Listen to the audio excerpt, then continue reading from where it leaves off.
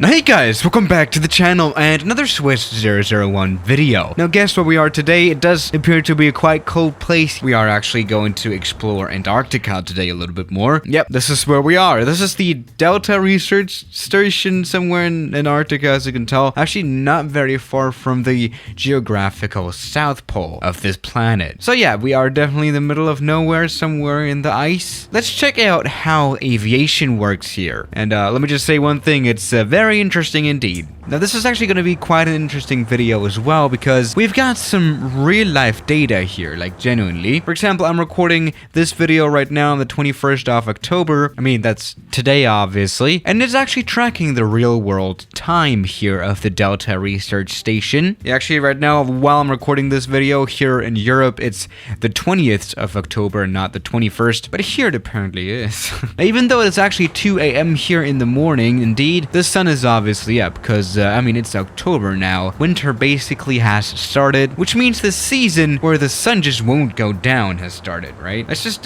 check that real quick. Let's just check how the sun moves throughout the day. As you can see, this is what the time is right now. And throughout the day, the sun never really goes down where we are. This is really the lowest that it gets, but you know, which is obviously winter for us in the northern hemisphere. The sun just never goes down, so there's always light, which is actually pretty good. But let's also check the weather, which is also synced to real life. Alright, there we go. We've actually got very nice data here. The winds are relatively calm. Everything seems nice. There's a few clouds, but the temperature is minus 34 degrees apparently. Now, something else interesting about this airport is obviously that it only features an ice runway, which actually is relatively long, as you can tell. But obviously, you cannot just build an asphalt runway here properly, can you? That makes sense as well. Let's go ahead and take off actually. That should definitely not be that much of an issue here in the Dornier Do 224 or 25. Oh, it's 228. Yeah, let's not confuse this one with the Antonov, right? This plane runs very well actually here in the very cold temperatures. No worries at all. So let's try, you know, flying bigger planes here around the area of Antarctica. You know what? Let's go a little bit, you know, exotic with something like the Concorde, for example. That works too. Let's go to Gamma Research Station. Oh, there's some more spicy weather up there, I guess. Stormy weather, very much stormy indeed. 30 knots of winds. Yeah, that is actually what weather looks like here in Antarctica. So let's just go ahead in the Concorde, which I cannot fly properly. This is gonna be interesting. All right, welcome to the Concorde. A little bit of a heavier weather situation. There's rain here, which is not particularly realistic, I guess. I guess there should normally be actual snow here, but whatever. Let's get the droop snoot out. Featured a droop snoot. Droop snoot?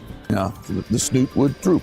The snoot droop. The snoop has droop, and also get this plane ready for landing. Oh, wow. Yeah, I mean, you know, the Concorde, it is actually used to hard conditions like this. You know, flying at extreme altitude and extreme, you know, cold temperatures as well. Actually, these planes here all don't really mind the temperature change, I guess. Why are there weird ice formations all besides the runways? Jesus Christ. Okay, let's try this again. All right, let's get rid of the engine power here and get ready for the landing here in the Concorde. Oh, I think we hit an iceberg. That's what Titanic said. All right, interesting landing. Yeah, 30 knots of wind, that definitely showed here, especially with the Concorde. It didn't really handle very well with winds, did it? Or maybe it's just my piloting skills that we just have to doubt. Oh. Alright, we luckily did not hit an iceberg, but that was not a very good landing. Again, I cannot fly the Concorde at all. It does take a while to get used to this plane, definitely. But let's try some planes that I perhaps can fly. Alright, 2,500 meter long runway. This is not the longest one, so let's just see what we can do here. We are between mountains. Actually, this is an interesting landscape. Get the landing gear out and get this plane ready for a landing now, I guess. This is gonna be interesting. Alright, we've got some very interesting iceberg formations again. This is gonna be an interesting landing. There is still a lot of winds going on actually. Alright, an acceptable landing, but honestly I didn't like that one. Let's go ahead and stop as quickly as possible, which might actually be a challenge here on ice with such a plane. I don't think the 747 was made for flying on ice, and it's not working out at all. Oh no. Alright, let's go around, or at least try to do so.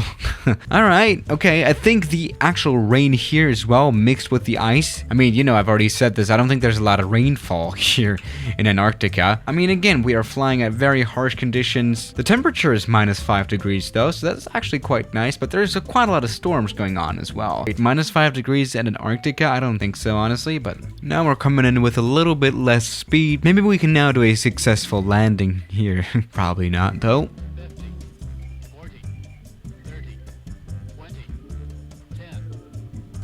Alright, a hard landing. Well, let's just see if we can do this. Actually, we landed beside the runway as well. Yeah, the wind was pushing us very, very much to the left, but we have stopped now, kinda. I mean, the plane is definitely leaning towards the left. Of course, again, because of the very harsh winds. This is not a very nice place to fly. But there we go. I think our China can also fly here without any issues. Let's just see. Hit some smaller icebergs here on this landing as well. But you know what? We stopped, which is actually the point, right? And actually, we still have some other fictional airports here that actually do have paved runways. For example, South Magnetic, whatever that means, has a 2,000 meter long concrete runway, and even a 4,000 meter long one, which actually doesn't sound too bad. Let's check out the weather there. Should be no problem, actually. -34 degrees. But alright, let's just check this one out as well. Actually, we don't have very good lighting here, but there's an actual aircraft carrier here. Maybe we could land on that one if the runway does not work out. Actually, this is looking like it's gonna be a nice landing. That is very interesting indeed. And there's also windmills here that you probably cannot find